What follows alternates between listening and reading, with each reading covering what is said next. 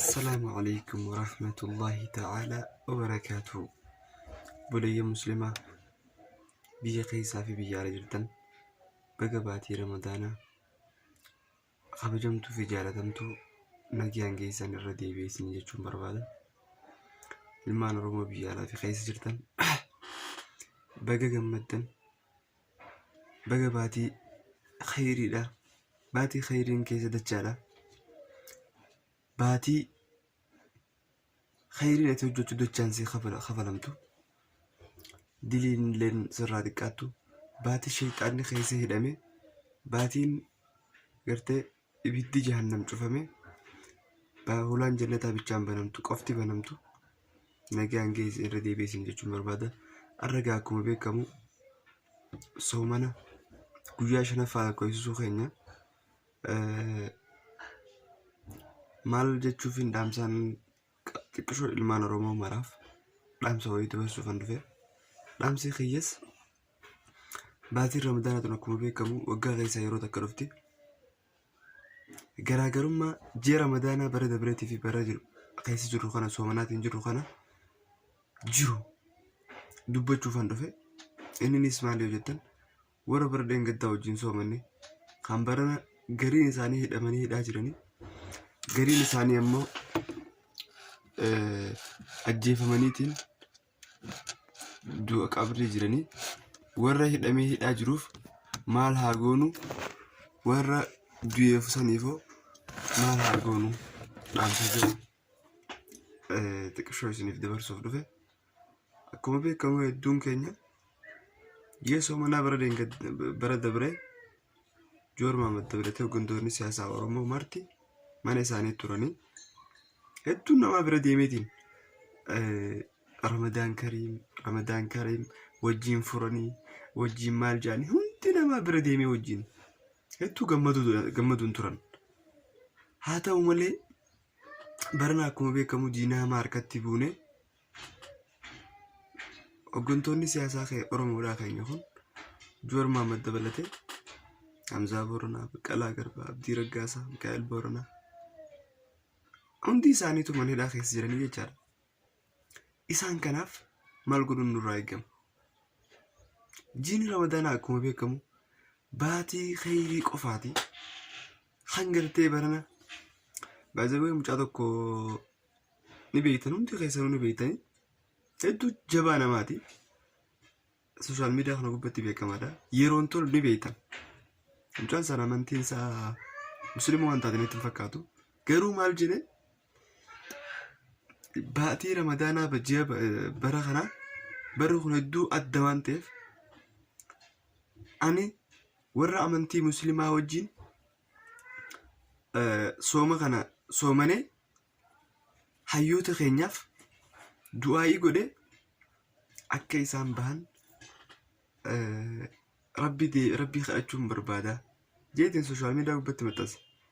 Isiin tun jechuun hedduu namni keenya waan kana hedduu akka ajaa'ibaa ilaaluu qabu.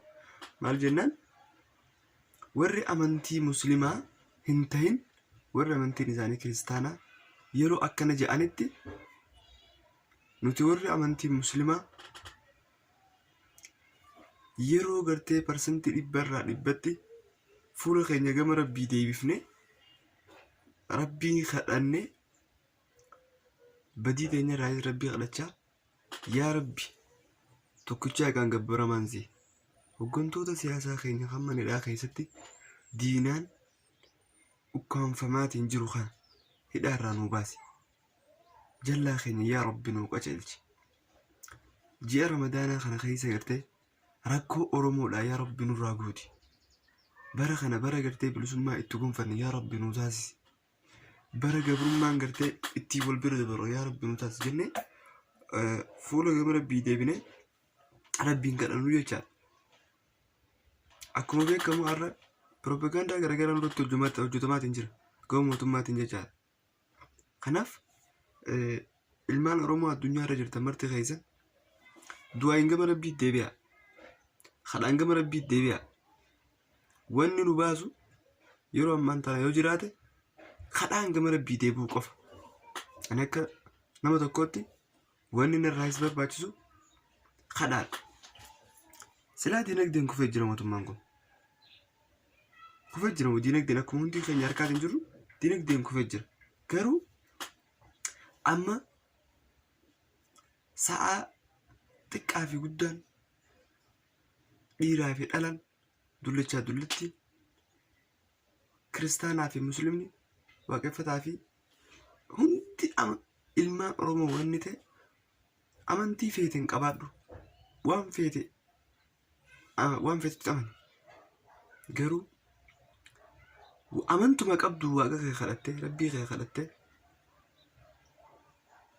hoggantoonni siyaasaa keenya kun hidhaarraa akka nu hiikaman saa rabbii kadhannu jirra jechaadha. Ani amma akka nama tokkotti silaa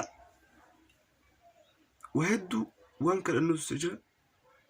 Garuu ani wanni taargeetii keessa galchee rabbii kiyyaan gaafadhu yoo jiraate yeroo ammaatti dhimma dhuunfaa kiyyaa osoo hin ta'in dhimma maatii kiyyaa osoo hin ta'in dhimma waan biraa osoo hin taane dhimma hoggantoota siyaasaa Oromoo qofa. Kana jechaadha. Kanaan ala wanni mataa kiyyaa sana nyaatee boqonnaallee na dhorkaa jirtu akka hin jirtu. Wallaahi dhugaan isin jaa. Dhugaa dubbachuuf barri keessa jiru kun bara hedduu akka malee keessa salphanne hayyuu keenya keessa salphate Oromoon guutuun keessa salphatte soomana afaanii qabna. Soomana keetiin rabbi deebi. Isin warri keessaa'u especially warri amantii muslimaatiin qabdan za'aa quraana keessan qabattanii silaa soomana afaanii qabna. Kabaje soomana kun qabu beeytu yeroo tana fuula rabbii dhaabbanne quraana kee qabattee ibaadaa ta'e jabeessaa rabbiin kadhattee yaa rabbi diina kanarraa kuffisi. Yaa rabbi dandeettii gama keetiin diina kanarraa kuffisi. Bilisummaa tanaan na gonfachiisi. Sa'aan jettu ammaa fi amma qofa. Salphinni kanaachi ani dhufa jee naman. Maaliif jennaan hayyuu Oromoo qabdu guutuu mana hidhaa jira. Kaan gatamaa jira, kaan akka fedhan biyya ari'amaa jira, kaan hidhaa jira, kaan ajjeefamee jira. Kana jecha ani irra akka namaatti mataa ol qabadheetiin dubbachuun saanatti ulfaatee keessaan jira. Maaliif jennaan hayyuun guyya kanin ittiin qoma dhiibeetiin dubbadhu, kanin ittiin nama dura dhaabbadheetiin boonu, hayyuu akkanaatiin qabajee kanin dubbadhu mana hidhaa jira. Isaan san garuu warra jireenya isaanii boonaniitiin dabarsuu akka barbaadanitti dabarsuu turanii jira. Dabarsuu warra danda'anii jechaadha. Kanaaf hedduu tokko dhaga'amaatiin jira. Yeroo isaan mana hidhaa keessatti soomana kana dabarsan bara dabarsilaa akkuma beekamu isaan bira dhaqeetiin hundi keenya inni muslima ta'e kaan muslima ta'e nabsa isaa maaru hacaala hundi isaatillee bira dhaqee